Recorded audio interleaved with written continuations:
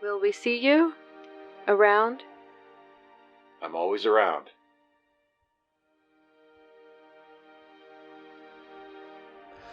And that's it. Thanks for watching it with me, y'all. It means a lot. It was our pleasure. We know how big a step this is for you. I appreciate that, Stuffy. And this was definitely the last time you're watching it? Definitely. I will never watch Superman Returns again. What a shame it has come to this. It is a film of such exquisite sadness. Aye, sad that they spent millions of dollars to make it. Jack, come on. Oh, please forgive me for profaning the holy occasion of you watching this shitty Kate movie for the 1100th bloody time. I feel like that should have been my line. You didn't like the movie either? I found it overlong and tedious. It was also shamelessly derivative. See, lots of people who don't like it say it's derivative, but I don't get that. The references to the Christopher Reeve Superman films are obviously very intentional and meant to be noticed. Yeah, by making something new that contained unmistakable echoes of the old Superman franchise, the filmmakers were making a bold comment on our fatuous preoccupation with nostalgia. They were saying to the audience, you demand the familiar and the fresh simultaneously, so this is what we have given you. The film's mediocre grosses and middling reviews are an indictment of our entire civilization. Hans gets it. I don't mean it's derivative of those other Superman movies. How can a movie about Superman be derivative of Superman? Then what do you find to be derivative about it? It is obviously based on a popular husky character. Let me guess, baby. Is it Super Husky? Hardly. Huskies have no need to indulge in entertainment as frivolous as superheroes. This entire Superman franchise you're so fond of is a rip-off of the adventures of Lydia Lankin. What's it about? It tells the story of a brilliant and fearless journalist at a major newspaper. The Daily Husky? Yes. I got that one right. Well, pin a bluebell on your bollocks. The journalist is partnered with a dim-witted human who is always getting the two of them into trouble, which Lydia has to then get them out of. So you think the Lois Lane Clark Kent stuff was stolen from that? The evidence is right there. Of course, the humans who took it had to change it to make it more palatable to your lowbrow sensibilities. In your version, the brilliant reporter is the one who always gets them in trouble, and the bumbling partner is only pretending and is actually a superpowered demigod. Typical human wish fulfillment. Well, regardless of where it draws its inspiration from, I agree with Hans. I think Superman Returns is a good movie, and I think Steve is doing a very difficult and commendable thing by deciding to not watch it anymore. Right, because choosing not to watch a movie you already bought a half-dozen copies of is really going to make the world a better place. Chill out, baby. You didn't even like the movie. I never said that. Maybe it won't make a difference right now, or all by itself, but if more people were willing to stop supporting bad people, even though they made some good art, I think it would improve things in the long run. So you think I'm definitely doing the right thing? I do. Are you having second thoughts? Is your conviction beginning to waver? I don't know. I mean, I'm totally on board with Kevin Spacey and Bryan Singer being terrible people. And it is weird to watch it now, knowing what I know about them. But after a few minutes, I get over it, and I don't think about that. It's like when we watched Parks and Rec on Netflix earlier this year, and Louis C.K. kept showing up. Remember? Yeah, oh yes. Yeah, he was funny as shit on that show. What? I mean, yeah, what he was doing on his own time was messed up. He should have kept his dick in his pants, but it's not like you can go back in time and erase him from the show, is it, baby? See, that's what I'm saying. If the movie doesn't reflect the shitty things the people who made it did, and it is what it is no matter what, am I really accomplishing anything by saying I won't watch it anymore now? It depends on what you're trying to accomplish. Like I said, you deciding not to watch a movie isn't going to change the world, but you making a choice to do the principal thing at the cost of your own comfort might, if you make a habit of it and if enough people do the same thing. But if all those other people are doing it, why do I have to?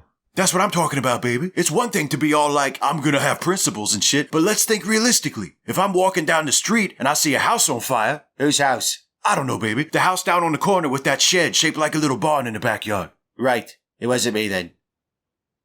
What I'm saying is, I'm walking down the street, I see this house on fire, and if there ain't nobody around to help, I gotta do something, right? But if I'm walking by and there's a bunch of people around and the fire department's there, I can keep on walking. What if there was only one person helping when you were walking by? I don't know, it depends on whose house it is. What if it is a Nazi's house? Then it probably was me. What I'm saying is, someone, and more than one or two people, has to decide to step in and help if the fire is going to be put out. Sure, one person making a selfish decision won't make a difference as long as there are other people willing to do the right thing. But if everyone made the selfish choice, it would be a really bad thing for the person who owned the burning house, and ultimately for all of us. And if everyone decided to look the other way when people did bad things, there'd be no pressure for them to change. And no pressure for the institutions that empower them to change. Look how long it's taken for studios to finally stop hiring Bryan Singer to direct movies, or for the music industry to distance itself from R. Kelly. Right, but Bryan Singer and Kevin Spacey already made this movie. It's 13 years old. Like, I get why I shouldn't go see their new movies, if they're ever allowed to make any, and why I shouldn't support the work of other shitty people from now on, but what difference does it make whether I swear off this movie? Let me ask you this. Since you canceled your WWE Network subscription 2 years ago, have you watched any WWE? No. Not even old stuff that you already own on DVD? None at all. You've watched wrestling. I've watched a lot of wrestling. Just not WWE. Correct. Why not? Because it just feels wrong. Now if I would watch it, I'd just be thinking about all the reasons I stopped watching it. And why you wish you had stopped watching it sooner? Yeah, maybe. But that's different. I knew Vince McMahon was a right-wing shithead and that he exploited wrestlers with the whole independent contractor thing for years before I finally decided to stop watching. You didn't know about the rumors about Bryan Singer for a long time? I guess I felt like it was okay to ignore them because they were just rumors. Fair enough, but now that you know they weren't just rumors, now that you believe them, it intrudes on your enjoyment of the movie, right? Yeah, like I said, it's weird at first. Right. But I also said after a few minutes I get over it. Wouldn't the same thing happen if you watched an old WWE DVD? Yeah. Okay. I know. It just sucks. I really love this movie. I know how you feel. My favorite filmmaker is Lars von Trier, remember? I remember when I first read about the allegations Bjork made against him after Dancer in the Dark, and I did the same thing you did. I said, oh, they're just rumors, who knows what really happened? I didn't decide to stop watching his movies until last year, and it was after Me Too, and I'd had some pretty uncomfortable conversations about it with people very close to me. Meaning Wilhelmina, who you were giving the ride to at the time. Yes. Anyway, it wasn't easy, and I still wish it didn't have to be this way, because his movies meant a lot to me. But I finally realized that, for me, there was only one right thing to do. Nobody else was putting anything on me. My conscience was telling me something, and I knew I had to listen to it. Yeah, I know that feeling. And you know what? When I wish that things were different, I'm wishing that the bad things didn't happen. I'm wishing that Lars von Trier was a better person. Just like I bet you're wishing the same things about Bryan Singer and Kevin Spacey. Because that way, you'd be able to watch Superman Returns without your conscience biting at you. But there's nothing you can do about that. You can't change what's already happened. You can only control what you do next. Okay. Okay, I think I'm ready to do this. But first, can the rest of you maybe share about a time you had to give up something you loved because you couldn't keep supporting it in good conscience? Because I think that might help me. I've got one. Okay. Funny Francis. At one time, he was a very successful husky comedian, but his personal issues got in the way and we had to, as you humans say, cancel him. What did Funny Francis do? I'll put it to you this way. Among some non-huskies, he was known as the Husky Bill Cosby. As it turns out, that was a very fitting nickname. Oh my goodness. You mean to tell me a husky did such a thing? I never said we were perfect, just superior. We have an old saying, only Husko was perfect. What about Son of Husko? He once got a 99 on a math test. That makes sense, actually. Math is tough. I got one, baby. Okay. Michael Jackson. Did you want to say any more? Do I really fucking need to go into it? No, I think we get it. Good one. Jack, how about you? Oh. Back when I was living in Belfast, I used to drink at this pub, but then I found out the bloke who ran it contributed to the legal defense of a priest who'd been caught diddling the altar boys. So you stopped going to that pub? Aye. And I found the bloke's house and I threw a Molotov cocktail through his front window. And you're comfortable with that? You think that was the right thing to do? Why not? If he didn't want incendiaries chucked in his living room, he shouldn't have given money to a pedo priest, should he? There is a certain logic to it. Hans, have you got one? I have many. All my favorite artists are murderers and scoundrels. You mean your formerly favorite artists? Yeah. Okay, I'm ready to do this. I am going to delete my copy of Superman Returns off of Amazon Prime. Tomorrow I'll get rid of the DVD, and that'll be it. We're here for you. You can do it.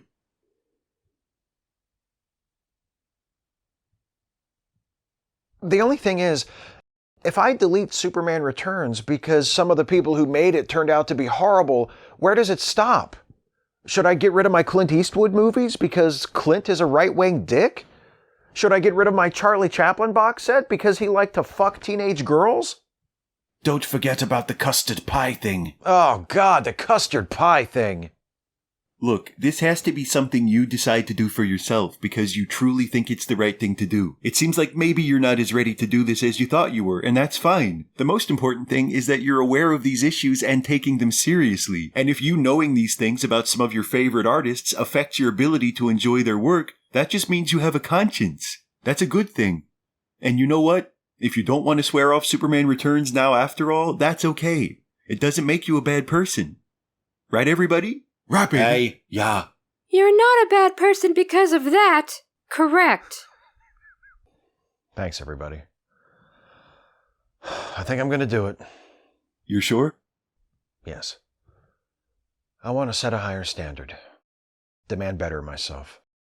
All right then. Go for it. Okay.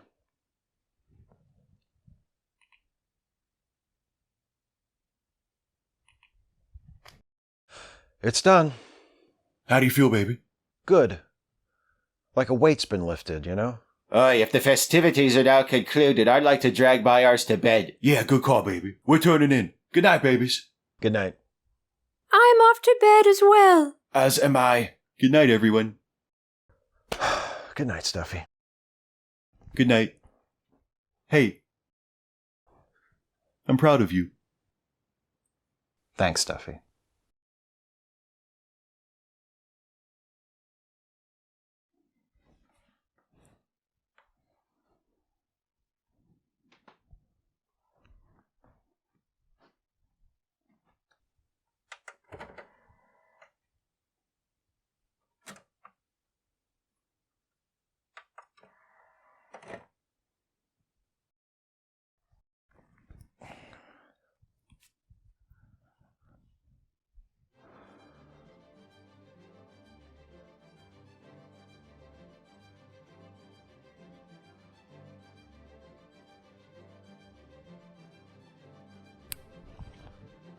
I thought I heard someone. Did I wake anyone else up?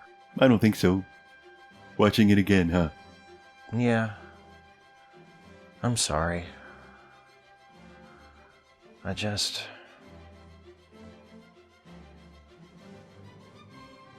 don't know. Can I watch with you? You know it. Come on.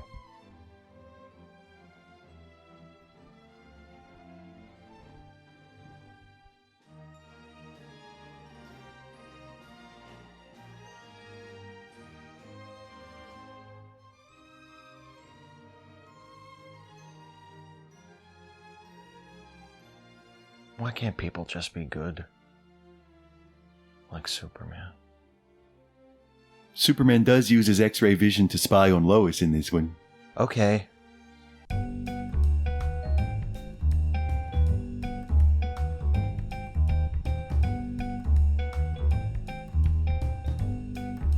Hey folks, hope you enjoyed this episode. And now here's Squirrel to talk to you about how you can help us out. Squirrel? Thanks. Hello. If you like this video, please click like, share the video, and subscribe to this channel. And please consider helping us to make more videos by supporting this channel with a monthly donation through Patreon. Go to www.patreon.com/Steve Shives to become a patron. Nicely done. Efficient. That's me.